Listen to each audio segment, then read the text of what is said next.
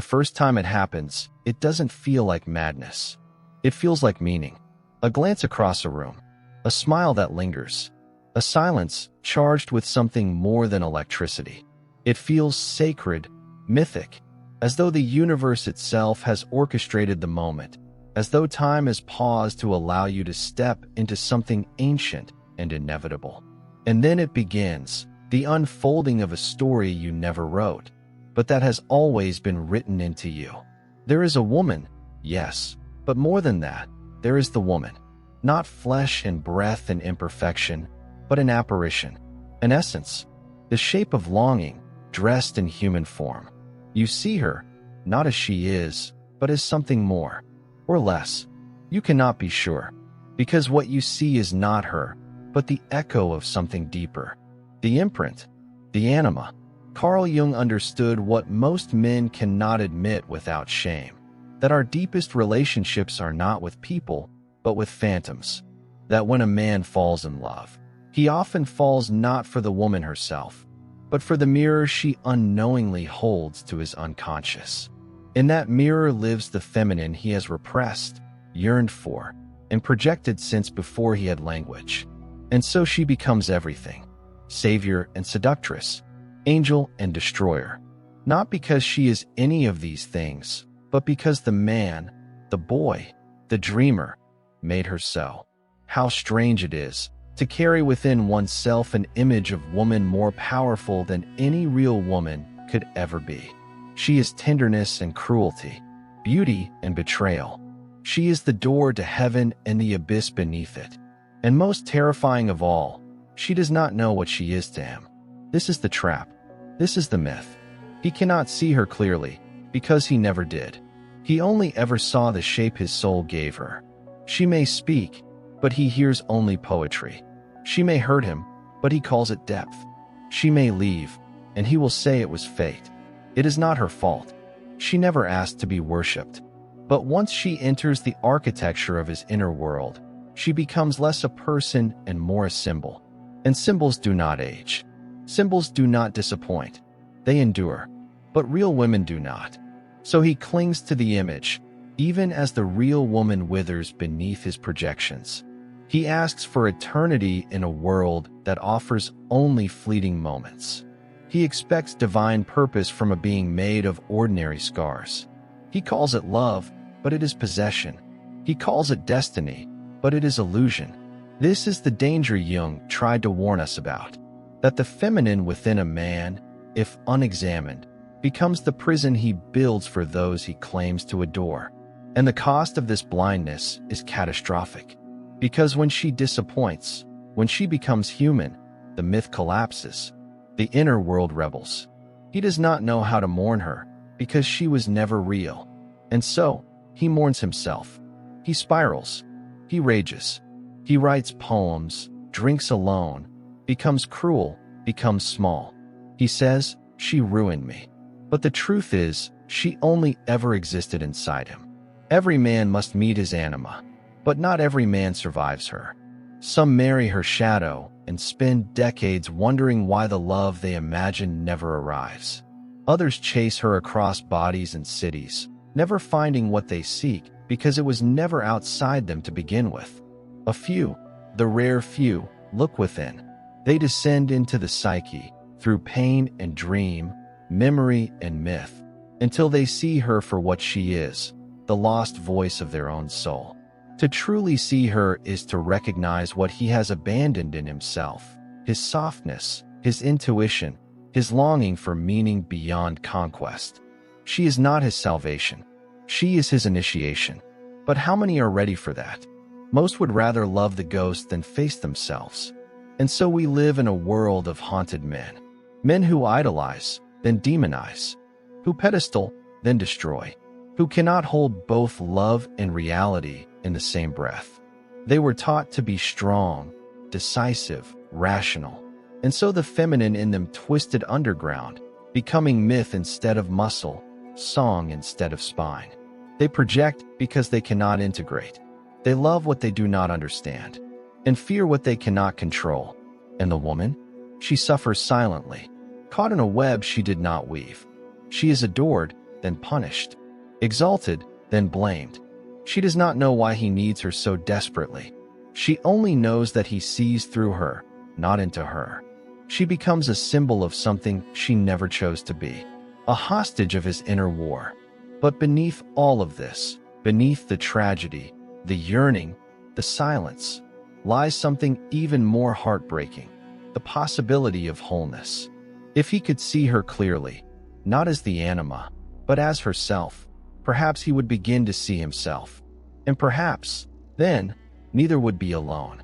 There is a cruelty in waking up, not the waking from sleep, but from the trance, the long dream of her, the dream where she was everything, the echo of your childhood prayers, the softness that would make you whole, the voice that would never leave.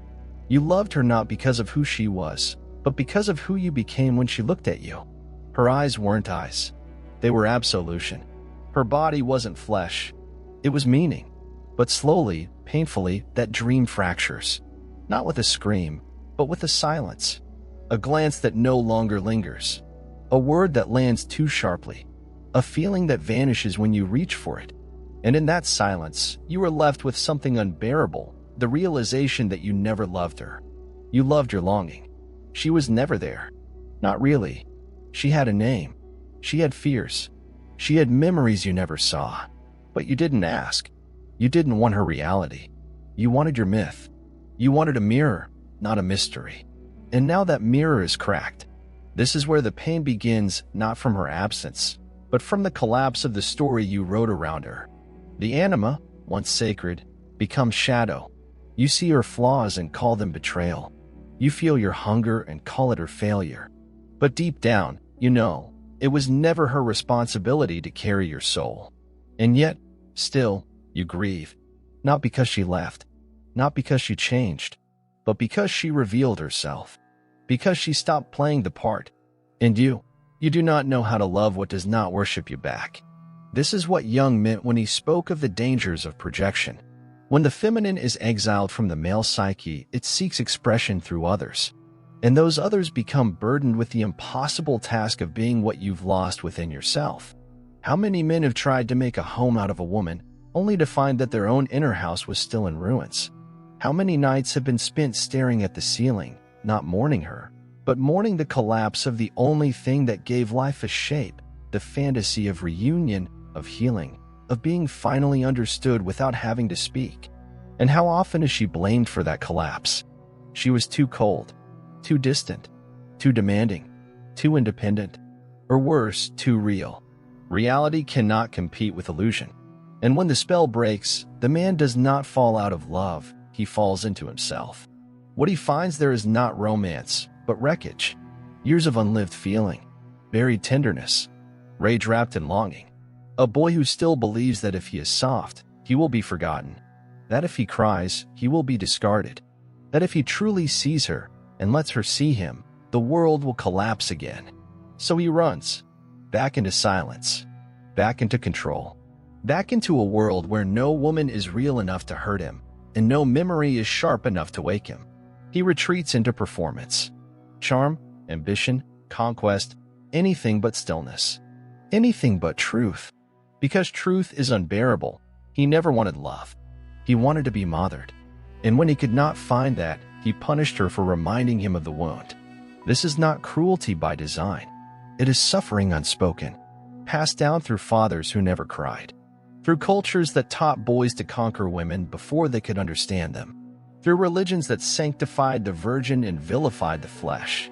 In such a world, how could a man see a woman clearly? How could he hold both desire and reverence without turning one into a weapon? He cannot, not until he descends, not until he meets the anima within, not as goddess or ghost, but as wound, as silence, as ache, as the part of him he abandoned when he was told to be strong. Only then can the myth die. Only then can he begin to see her, not the woman he invented, but the woman in front of him, with her own fears, her own longing, her own mythology. She is not a savior, not a mirror, not a symbol. She is a soul colliding with his. And if he can stay, if he can remain after the myth is burned, then perhaps something holy can begin. Not perfection, not possession, but presence. Two flawed beings, facing one another not with expectation, but with curiosity. No longer seeking completion, only connection. But to reach this place, something must be sacrificed. Not her, not love, but the idea of her. The ghost must die. The altar must be dismantled. And in its place, nothing. Just her. Just you.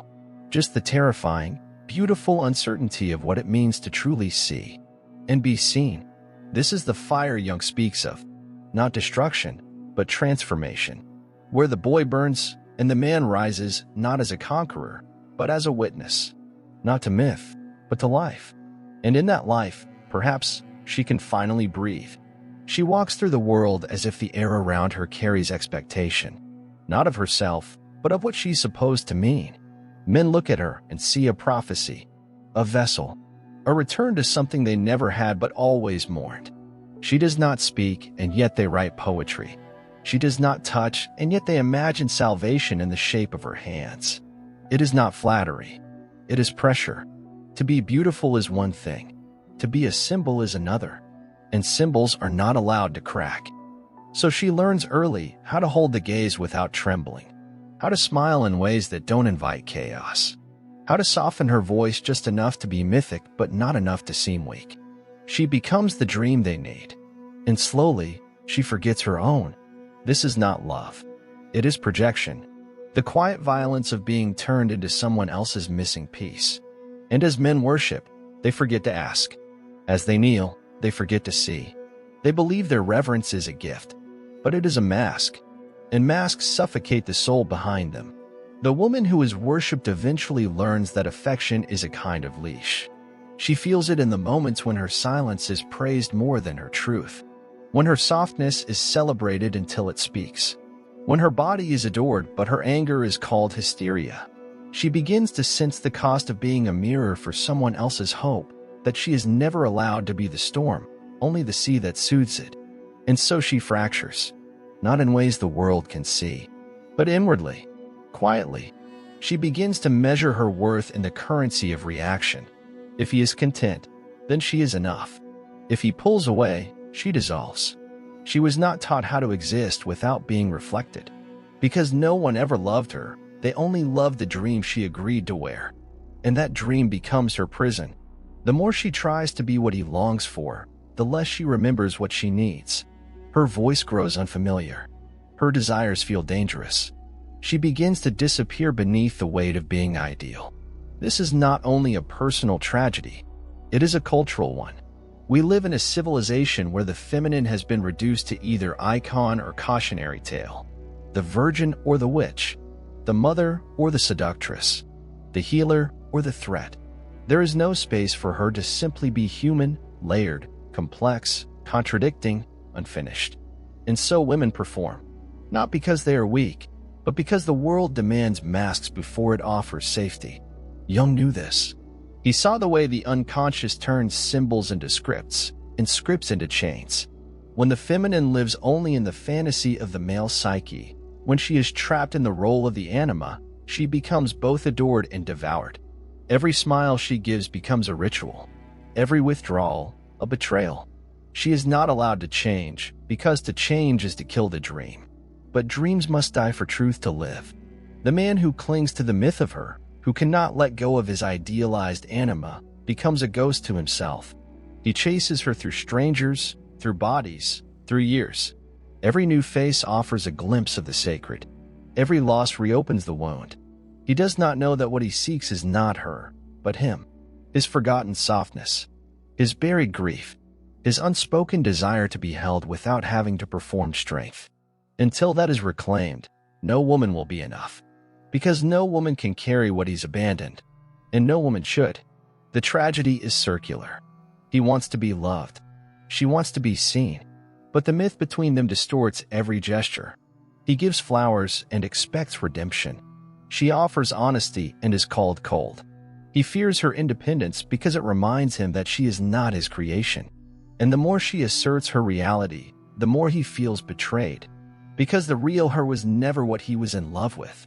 He loved the version that didn't speak back, that smiled on cue, that healed his mother wounds without asking for anything in return. He loved the woman who was never there. And when she finally leaves, as she must, he calls her cruel. But cruelty is not in her leaving. It is in the expectations that made staying impossible. Look around. You will see it everywhere. In the love songs that promise forever to someone barely known. In the films that celebrate the manic pixie but never follow her home. In the men who collapse when their lover chooses herself. In the women who smile through the ache of always being almost enough. It is not romance. It is reenactment. We are not falling in love. We are falling into patterns. Old, inherited, unconscious. We call it chemistry. We call it fate. But Jung would call it projection. And until we face the archetypes that move beneath our skin, we will continue to mistake illusion for intimacy. We will continue to write poems for ghosts. We will continue to punish the real for not living up to the imagined. Because nothing wounds deeper than having to meet another soul after a lifetime of loving only a dream. It comes quietly, not with clarity, but with unease. Not with triumph, but with trembling. One morning or maybe night, you wake and realize her face no longer hurts the same way. It's not that you've forgotten. It's that the image has faded. Not blurred, just softened, like a statue left in the rain too long. What once gleamed now gathers moss. And in that quiet corrosion, something in you exhales. You had spent so long polishing her in your mind, perfecting her angles, reliving the scenes where she said exactly what your hunger needed. She was never cold, never unsure, never distant. She appeared when your chest ached and stayed until it quieted. But now you remember something you were not supposed to notice. Her hands trembled sometimes. She hesitated. There were moments, small, near invisible ones, where her eyes didn't look at you, but through. This remembering is not bitterness. It is rebirth. Not the kind people write songs about, but the kind that feels like peeling bark, slow, raw, necessary. You don't even know what's emerging yet, only that something is leaving. She had many names. Lover, muse, the one. But none of them were hers. They were yours, all carved from your own unspoken ache. She only wore them so you would stay. And when she could no longer carry their weight, she broke beneath them. You thought she betrayed you. But now, you see it was you who betrayed her by loving the image more than the breathing soul. And still, she is in you. Not as memory, not a story, but as a silence. A space where something was once projected and is now simply bare. You sit with that emptiness like a guest you forgot to invite. It doesn't hurt, not in the old way. It's quieter. It lingers behind the eyes, not inside the chest. It waits. The myth is dissolving, and in its place, stillness. You do not rush to fill it. You do not chase the next face that might carry her echo. You let the silence speak, and for the first time in years, maybe ever, you listen. It tells you nothing clearly, only fragments. That your need to be seen was a wound before it was a wish. That your fear of being alone was louder than your love. That your idea of her was a cathedral built from childhood shadows. That you were never seeking her. You were seeking the version of you who would be lovable in her light. This is the soft rebellion. The moment you stop rewriting her into every stranger. The moment you stop punishing women for not being the goddess who once saved your soul in a dream.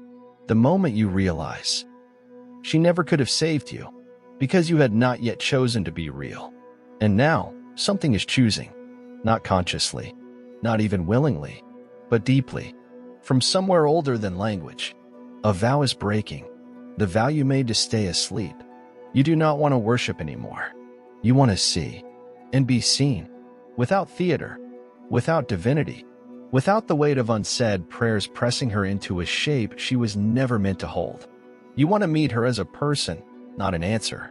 You want to stop apologizing for your softness. Stop fearing your longing. Stop hiding the parts of you that once scared her away. This is not healing. This is not strength. This is simply you. Alone. Undramatic. Awake. You begin to wonder what it means to love without need. What it would feel like to hold someone without handing them a script. What it might be to be with someone. Not because they remind you of what you lost, but because they ask nothing from the past. There are no fireworks in this realization, only a slow unfolding, like a door that has been stuck for years and finally creaks open, revealing not heaven, but light. And maybe that's enough. Not glory, not reunion, just the chance to walk forward. Not in search, but in presence. You will still ache. You will still remember. But the remembering will not hurt the same way, because it will be honest now. And in that honesty, the myth begins to let go. Not because you killed it, but because you no longer needed it to live. There is a moment when the illusion no longer sustains itself, not because it failed, but because it finally ran out of your belief. You fed it for years with longing, silence, poetry, withdrawal. But now it stands before you, thin, flickering, transparent. And you see what you were never supposed to see. The goddess bleeds. She does not shimmer. She does not save. She weeps without meaning, shatters without warning, reaches for things that break her too. She is not the answer. She is a question that never needed to be solved. And when you see it, really see it, something in you dies. Quietly. Not with rage, not with resistance. Just a long, slow exhale. A release that feels like drowning and waking at the same time. You sit in the room where she once stood in your mind. And the air is still. You remember her smile, not as prophecy, but as expression. You remember her voice, not as scripture, but as struggle. You remember her leaving, and for the first time, you do not call it betrayal. You call it truth. Because how could she stay when the walls were painted with your dreams? How could she breathe under the weight of your meaning? How could she love you when you loved a version of her that never suffered, never forgot, never asked to be held without performing light? This is the collapse. Not dramatic, not cinematic, just real. You find yourself alone with the dust of the myth. The pedestal, now empty. The shrine, dismantled. And in your hands, nothing but your own face reflected back. Unheroic, mortal, human. You touched the places in you that needed her, the mother you never grieved. The tenderness you never claimed. The child in you who still believed he needed to earn softness. You do not turn away. You do not reach for another body to forget. You just sit. It feels like failure, but it is not. It is the beginning of something unspeakably rare. A self that no longer demands to be saved by another. There's grief, yes. Grief not for her, but for the story. The beautiful, agonizing story of the girl who would fix everything. The woman who would love you enough to make you whole. You grieve not her absence, but the death of your fantasy. And in that grief, a clearing.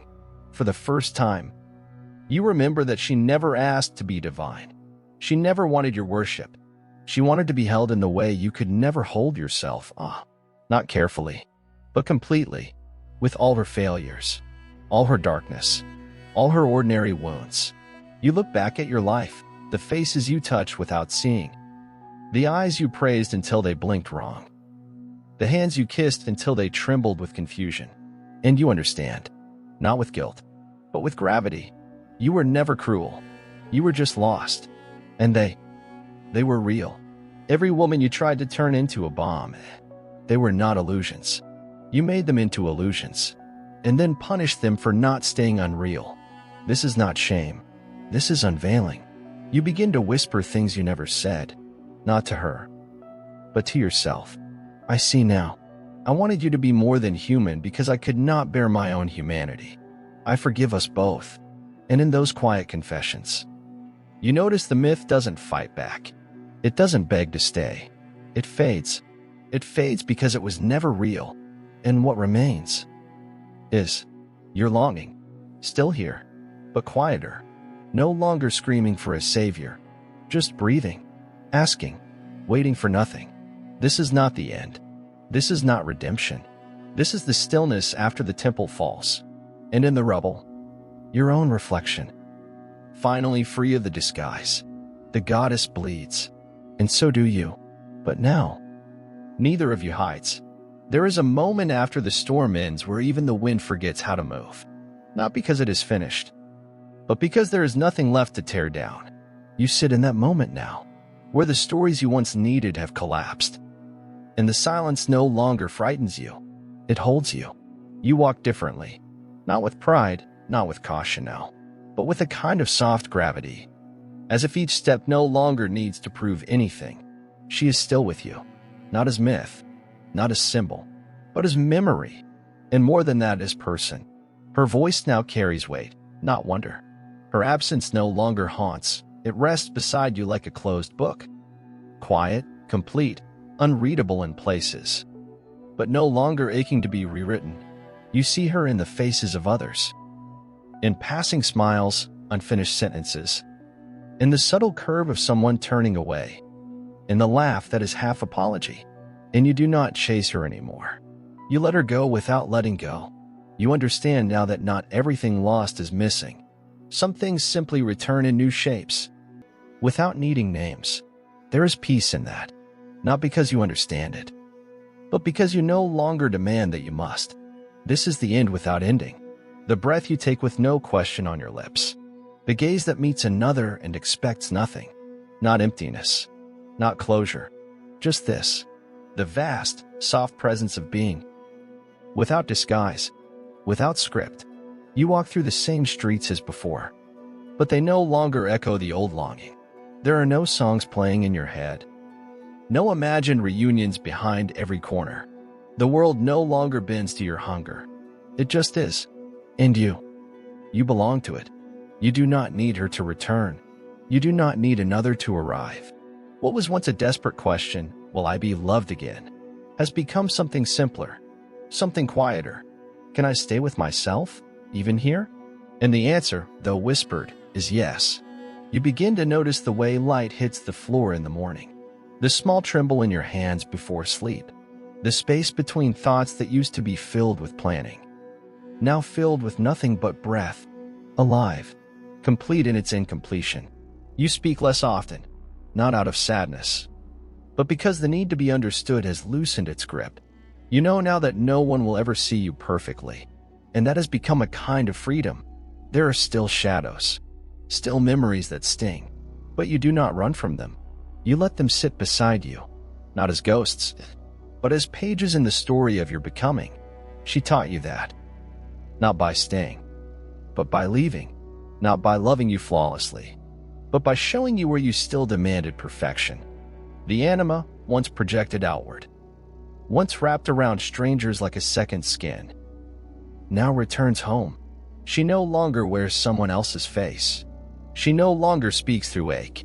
She simply waits in silence. A part of you had forgotten to tend, and now you do, without effort, without goal, just a hand on your own chest. When the nights grow too long, just a kindness in your eyes. When you see your own reflection and do not turn away, you realize, in this soft descent, that love was never meant to complete you. It was only meant to meet you. And now, for the first time, you are there to be met. So when she comes again, if she does, she will not find an altar. She will not find a script. She will find a man who is no longer seeking salvation, only presence. And that is something the myth could never hold. It is too real, too sacred, too simple. You breathe. You exist. The dream is gone, and in its place, you, unwritten, unresolved, and utterly alive.